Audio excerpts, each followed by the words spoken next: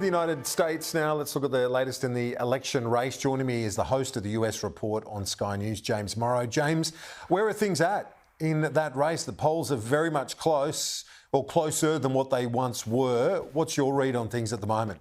Yeah, well, my read on this is that the Harris bounce has pretty much, it's over, and now things are really starting to tighten up. We're seeing some really interesting activity, Kieran, including the Harris campaign going into states where you'd think they didn't need to spend money or, spend the time to try and win voters over and do events like Michigan and places like that, which tells me that their internal numbers are probably less positive than some of the headline polling that we see out there. Mm. Are there any states where things were not contestable, where the Democrats are now, and obviously we talk about the battleground states like Pennsylvania and those Michigan, Wisconsin, but what about some of those like North Carolina or Arizona? Are they back in the mix? Yeah, look, I think North Carolina is definitely back in the mix. I think Arizona is back in the mix. And we're starting to see this funny thing is we're now after Labor Day, okay? Labor Day was this past weekend, Kieran. This is when Americans traditionally start to tune into their elections. And yet people in America right now are almost actively sort of tuning out of the election because it's almost becoming, I think, too much attention is being paid to this. We've got this big debate coming up now, I think on Wednesday, our time, which is also going to be interesting because Kamala Harris has finally accepted it, and without her requirement that the microphones be left on during the whole thing, because she wanted to create a very viral moment of Trump trying to interrupt her. Yeah, indeed. So they've got the agreement. It's going to happen. I think from memory, we've discussed it before. It's called the October surprise. How many more surprises can this campaign have, though? That's the thing. It's been all over the shop.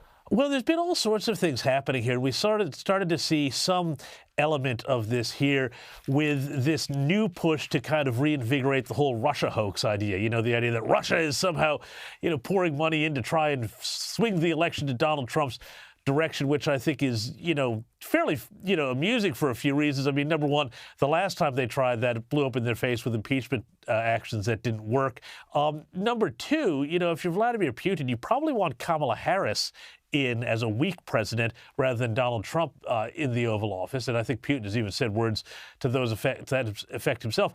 But also, it's so funny that the left in America, which has, its own very sort of peculiar readings of free speech and things like that, is now trying to make itself like, dictatorship is bad. We don't like state control. This story, I do like this story of Walt's family. I'm not sure if they're immediate family. It sounds like they might be a little bit distant relatives, but they share the name and they come from the state where the running mate hailed from originally, Nebraska, and they're for Trump. Yeah, and this is really interesting, too, because, we also had Tim Walz's brother come out last week, or earlier this week, I think, and say, this guy, so this one, distant relatives, this was his close relative, his brother, saying, I wouldn't let this guy anywhere near the levers of power. And what's interesting is you talk to Minnesotans, they're not hugely enthusiastic about Tim Walz. Now, Harris is likely to still win Minnesota, but there's no bump in the polls for this ticket. In fact, it's come back a bit for Trump ever since Tim Walz was named. And his governorship has been kind of disastrous. Crime has gone up. They badly mishandled the Black Lives Matter riots. They badly mishandled the pandemic with lockdowns. Crime is up. Education results are way down. This very sort of prosperous, peaceful state, it doesn't look very much like it used to under Tim Walz.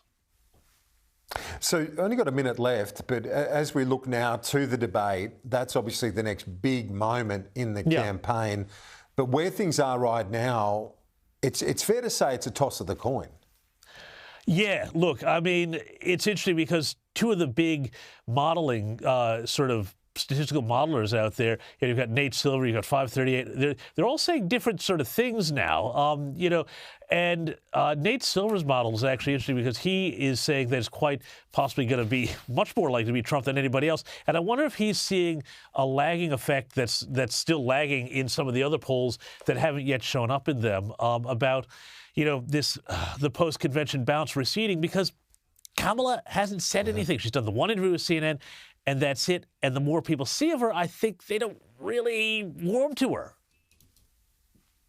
Yeah, well, certainly going to have to step that up, isn't she, in terms of the engagement piece. James, great to catch up. We'll see you next week. And don't forget the US report tomorrow night here on Sky News.